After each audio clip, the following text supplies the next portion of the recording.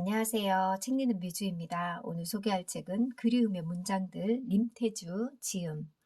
이분의 책을 세 번째 소개하는데요. 책받치로 살고 계신다는 작가님, 그리움에 관한 이야기, 문장들, 비유와 은유가 그분의 매력이지 않을까 생각해 봅니다. 가끔 코믹하게 재미있게 이야기하는 부분도 너무 좋았고요. 현실적인 이야기 또한 사람 냄새 풀풀 나는 마음이 느껴지는 글이었습니다. 림태주, 문장 수집가다. 아름다운 문장에 끌렸으나 언제부턴가 그리움 문장에 매료됐다. 사람 냄새가 나서였다. 그리움을 수집하러 바닷가 우체국에 가는 일이 잦다. 허탕치는 날엔 직접 문장을 제작하기도 한다. 그리움의 연금술사가 되는 걸 일생의 각오로 삼고 있다. 생업은 책받치다. 남의 글을 고르고 가다듬어 책을 펴낸다. 밥을 벌기 위해 나무를 베는 참혹한 일에 종사한다. 저작권자의 원고지에서 쓸만한 문장을 발견할 땐 견딜만 한데 그러지 못할 땐 맑은 술잔처럼 외롭다. 밉지만 삶에서 도망친 적은 아직 없다. 한때 시를 사랑했다. 시가 되지 못한 문장들을 모아 그토록 붉은 사랑을 엮었다. 사람 사이의 감정에 작용하는 운율을 모아 관계의 물리학을 펴냈다. 이 책 그리움의 문장들은 그리움에 미친 남자가 그리움이라는 종교를 세워 스스로 사제가 되고 교도가 되고 말씀이 된 이야기다. 자칫 빠져서 물들면 고해성사로도 헤어나지 못할 수 있다. 지상엔 낙원이 없다. 오직 그립고 그리워하는 존재가 있을 뿐. 차례 1부 바닷가 우체국, 2부 그리운 이름, 3부 아픈 존재, 4부 외로운 일, 프롤로그 그리움은 정적인 감정이다. 사무치게 격렬하고 미치지 않은 데가 없이 출격해서 동적으로 느껴진다. 지금 내 곁에 없기에 갈망하고 오래도록 내 안에 살기에 그리워한다. 들끓고 쏠린다. 나는 그리움의 천재가 되었다. 이 책은 그리움에 관한 생태 보고서 혹은 나의 그리움 투쟁기라고 할 수 있겠다. 허기를 느끼지 못하면 먹지 않게 되고 외로움을 느끼지 못하면 사랑하지 않게 되고 그리움이 없으면 문명의 진화도 없다. 따라서 그리움을 말하려면 반드시 이 셋의 관계를 언급해야 한다. 사랑함의 허기, 사랑받지 못함의 허기, 고단한 끼니의 허기, 채워지지 않는 그리움의 허기, 그 가엾은 인간 조건에 관한 이야기다. 1부 바닷가 우체국에서 내 그리움은 당신보다 한참 멀리 앞서가서 또 기다리고 있어야 합니다. 당신은 모르겠지만 나는 그리움마저도 아낍니다. 당신을 향한 그리움이라서 아껴서 그리워합니다. 당신을 그리워하는 일은 여행과 닮았습니다. 여기 바닷가에는 수집할 그리움의 문장이 많아 당신께 보낼 엽서며 편지가 가득합니다. 그러니 내 그리움의 도착지, 당신은 지치지 마시고 내내 건강하시길 빕니다. 그리움에 대한 정의, 마음은 어디에 사는가를 두고 혼자 심각해졌다. 마음도 외로워서 저물 무렵에는 심장으로 거처를 옮기기도 한다는 것으로. 존재를 확인하고 싶은 욕망, 소유하고 싶은 욕망이 그리움으로 표출되고 시로 읊어진다. 벽에 암과 칼을 새기듯 자신의 존재를 상대의 심장에 도들새김에 두는 게 사귐이다. 사람이 시를 쓰는 이유는 마음을 숨겨둘 언어가 그곳에 많기 때문이다. 그래서 누군가를 미치도록 그리워해 본 사람들은 안다. 세포가 분열하듯이 그리워하면 그리워할수록 마음의 우주가 팽창한다. 그리움은 공평하다. 누구나 그리움의 지분을 가지고 있다. 다만 쓰는 용도가 다르고 다루는 기술이 다를 뿐이다. 그리움을 적절하게 투자해 행복을 창출하는데 쓰는 사람도 있고 그리움을 과도하게 복용해 후유증으로 고생하는 사람들도 있다. 가까이 하면 좀 사람을 지치게 힘들게 하는 구석이 있다. 너무 멀리하면 수분이 부족한 피부처럼 영혼을 푸석거리게 만든다. 그리움도 적정하게 조절할 필요가 있다. 그래서 나는 그리움에 단호하게 말해둔다. 내가 부르기 전엔 달려 나오지 마라. 특히 손님이 왔을 때 흥분하거나 먼저 나대지 마라. 여기서 손님이란 내가 무언가에 끌려 매혹된 감정 혹은 찌르르 감전되는 첫 느낌, 호기심이 드는 첫 인상처럼 심장의 전기 반응을 일컫는 환호이다. 그리움의 중력, 누구나 그리움의 무게를 안고 살아가지만 아무도 내색하지 않는다. 적응이란 무섭다. 중력 자체를 잊게 만든다.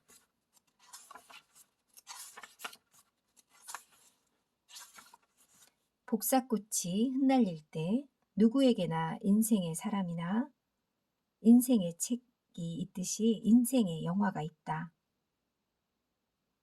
그 인생의 영화는 천일야화처럼 언제나 가슴속에 장전돼 있다.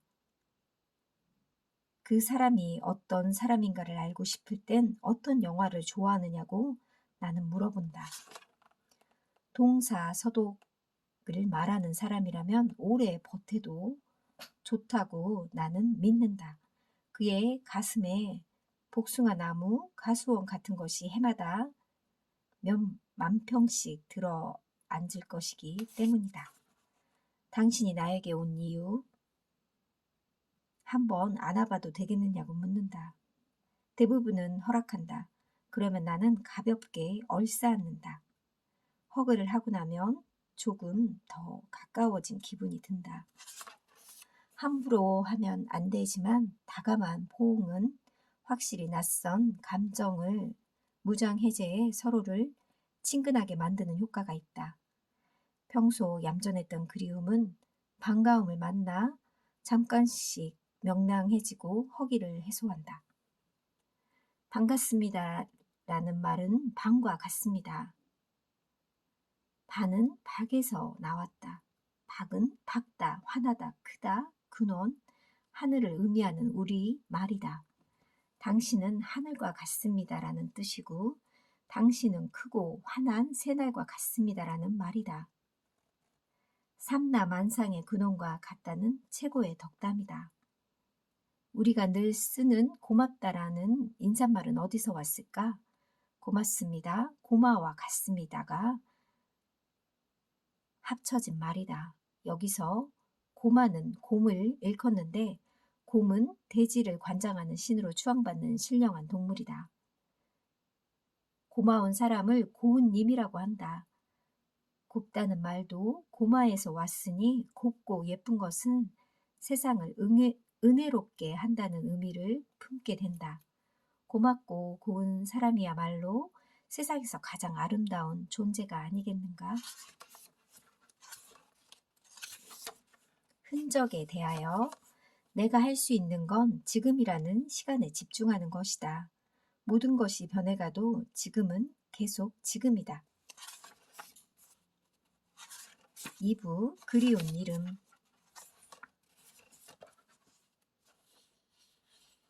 억지로 잊으려고 애쓰지 마라. 잊어도 다 잊어지지 않는 일도 있더라.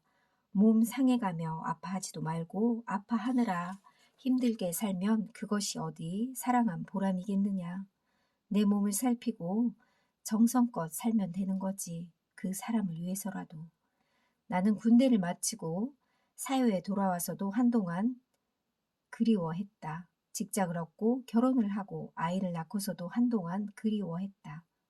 내가 그리워한 것이 그 여자도 이루지 못한 사랑도 아니었다는 것을, 내가 그리워한 것은 습관이 된 무형의 그리움이었다는 걸 한참 나중에야 알게 되었다. 그 사람을 위해서가 아니라 나는 나를 위해 그리운 삶을 지속했다. 너무 뒤늦은 물음. 너는 가지나물도 좋아하고 보라색도 좋아해야. 그러면서 어머니는 내 그림을 여러 번 쓰다무셨다. 세상에 많은 아들은 어머니가 자식을 쏙쏙들이 아는 만큼 10,000분의 1도 어머니에 대해 알지 못한다. 그것이 자식들이 살아가면서 흘리는 모든 눈물의 근원일 것이다. 여기다는 말에 대하여 어머니는 아들이 몸을 함부로 하지 않기를 바라셨다. 그런데 왜 하필 조변 섞게 하는 마음같이 여기라고 하셨던 것일까? 당신은 아마도 마음은 언제나 한결 같아야 하는 것으로 생각하며 사셨던 모양이다. 어머니의 그 무수한 여겨라는 다름 아닌 아끼고 사랑하는 말이었다. 사랑하라는 말이었다. 당신은 내게 몸이든 마음이든 여자든 밥이든 내게 온 모든 것을 고맙게 받아들이고 아끼라고 가르치신 것이다.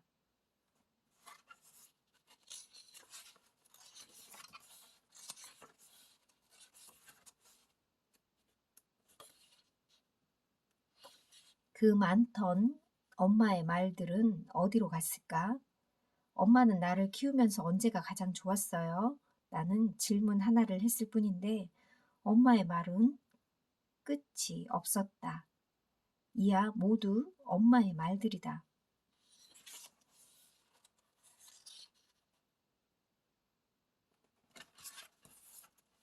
설날에 못 가겠다고 떠보는 때가 있었다.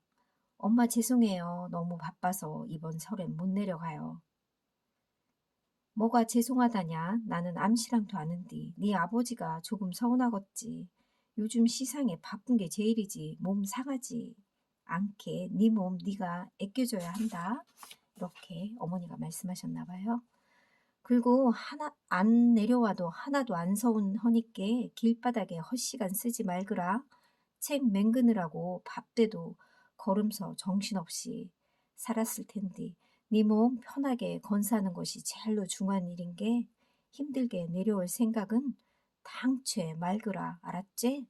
나는 한껏 엄마의 걱정과 당부의 잔소리를 듣고 난 다음에 그제야 실토한다.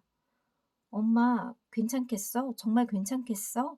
나 안 내려가도 괜찮겠어? 선물은 잔뜩 사놨는데 오지 말라고? 참말로 오지 말라고? 엄마의 말입니다. 고얀 놈, 싸게 안 내려오고 누가 애간장 터져 죽는 꼴 보려고 전화지라고 난리여. 나 같으면 전화할 시간에 벌써 일찌감치 내려와 부럽겠다. 이렇게 말씀하셨나 봐요. 조심해서 얼른 와, 내 새끼. 아, 어머님이 얼마나 그리울까요? 그리움의 모서리. 먹고 사는 일이 우선인 시절에 그 꽃밭은 어머니가 마지막까지 놓고 싶지 않았던 자존심이나 그리움 같은 것이었을지 모른다. 생각해보면 그 꽃밭은 식구들로 북적이던 우리 집에서 유일하게 어머니를 위한 공간이었다. 어머니의 고단하고 외로운 삶을 들어주고 어루만져 주던 말동무였던 셈이다. 그제야 예쁜 꽃들 앞에 넋을 잃고 서 있던 한 사람의 그리움이 보였다. 내가 다시 어린 시절로 돌아간다면 엄마의 어른되는 등을 가만히 껴안고 안아주고 싶다.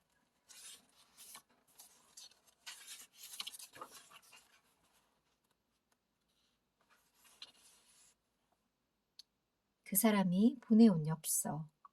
어제 나는 그 사람에게서 엽서 한 장을 받았다. 엽서에는 자신의 초상화가 단 한 가지 색으로 그려져 있었다. 오라는 뜻이다. 우스운 건 그 사람이 나에게만 엽서를 보낸 게 아니라 자신이 알고 지내는 모든 사람에게 다 보낸다는 것. 이 정도면 병이다. 그 사람 이름은 불금이다. 격리된 단풍이 홀로 깊어지고 있다. 사랑은 쓸쓸하고 사람이 그리운 사람들은 붉은 쪽으로 할 일 없이 기운다. 다음 3, 4부는 두 번째 시간에 소개할까 합니다. 감사합니다.